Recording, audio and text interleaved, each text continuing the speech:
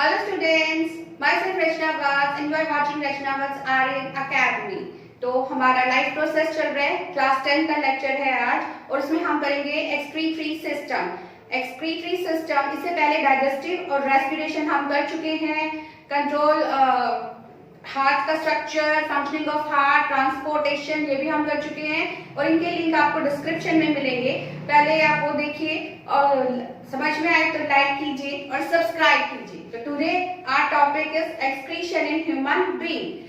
तो basically human being में जो एक्सक्रीशन होता है that consist of 2 kidneys, renal artery, renal vein, urinary bladder and ureter and urethra. These are the parts which constitute the excretory system in human being. So सारे parts को हम one by one discuss करेंगे। तो first है kidneys. 2 kidneys are present in the human body. One is in the left side and one is in the right side, and they are present on the either side of the vertebral column. Vertebra column के दोनों तरफ वो present होती हैं और dorsal wall of the body से attach रहती हैं। जो हमारे आगे का पोर्शन होता है उसे वेंट्रल साइड कहते हैं और जो बैक का पोर्शन होता है उसे डॉर्सल साइड कहते हैं। तो kidneys are attached to the dorsal wall of the body, right. तो 2 kidneys are present. Kidneys basically abdominal cavity में प्रेजेंट होती हैं और इनकी लेंथ होती है 10 सेंटीमीटर, 10 सेंटीमीटर इन लेंथ। इनकी ब्रेथ होती है 5 to 6 सेंटीमीटर और इनकी थिकनेस होती है 4 सेंटीमीटर। ये इनका कॉन्फिगरेशन है। इनका जो आउटर साइड होता है that is convex in nature और जो इनका इनर साइड होता है that is concave in nature. See, convex in nature and concave in nature. जो इनर साइड है that has a presence of fissure, जिसे बोलते हैं hilus, that is known as hilus. Hilus is meant for the entry of renal artery. Renal artery is a vessel which is filled with oxygenated blood. Oxygenated blood along with the nitrogenous substances. इसको समझते हैं।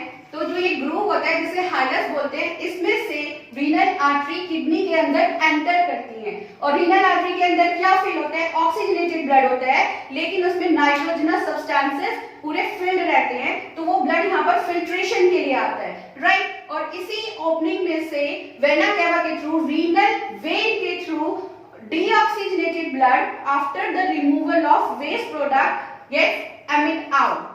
इसी opening में से renal vena cava बाहर निकलती है जिसके अंदर डीऑक्सीजनेटेड ब्लड होता है, लेकिन उसमें नाइट्रोजनस सब्सटेंसेस नहीं होते। ऑक्सीजनेटेड ब्लड आया किसके थ्रू? रीनल आर्टरी के थ्रू, जिसमें क्या थे? नाइट्रोजनस सब्सटेंसेस थे। किडनी में फिल्टर हुआ और फिर बॉडी में ट्रांसफर होगा, किसके थ्रू होगा? रीनल वेन के थ्रू, जिसमें डीऑक्सीजनेटेड ब्लड है लेकिन नाइट्रोजनस सब्सटेंसेस नहीं है। So this is the point for the entry of renal artery and exit of renal vein and ureter. The renal artery is the vessel which carries oxygenated blood to the kidneys, but that blood is filled with the nitrogenous substances. तो nitrogenous substances को filter करने के लिए kidney में लेके आते हैं। कौन लेके आते हैं? रीनल आर्टरी लेके आती है। यहाँ पर सारा ब्लड फिल्टर होता है और फिर बाहर किसके थ्रू निकलते हैं? रीनल वेन के थ्रू। तो रीनल वेन में डीऑक्सीजनेटेड ब्लड होता है, deoxygenated blood, but that does not contain nitrogenous substances. Without nitrogenous substances,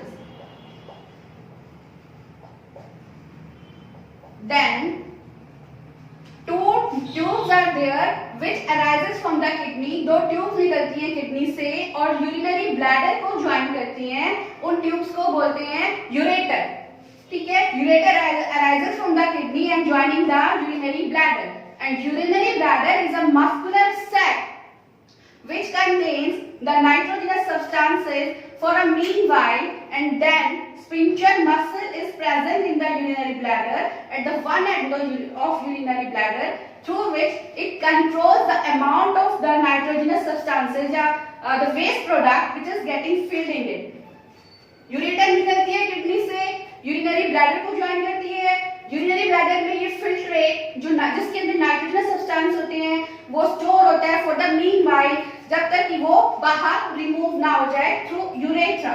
तो urethra is the opening which helps in throwing out of the waste from the body.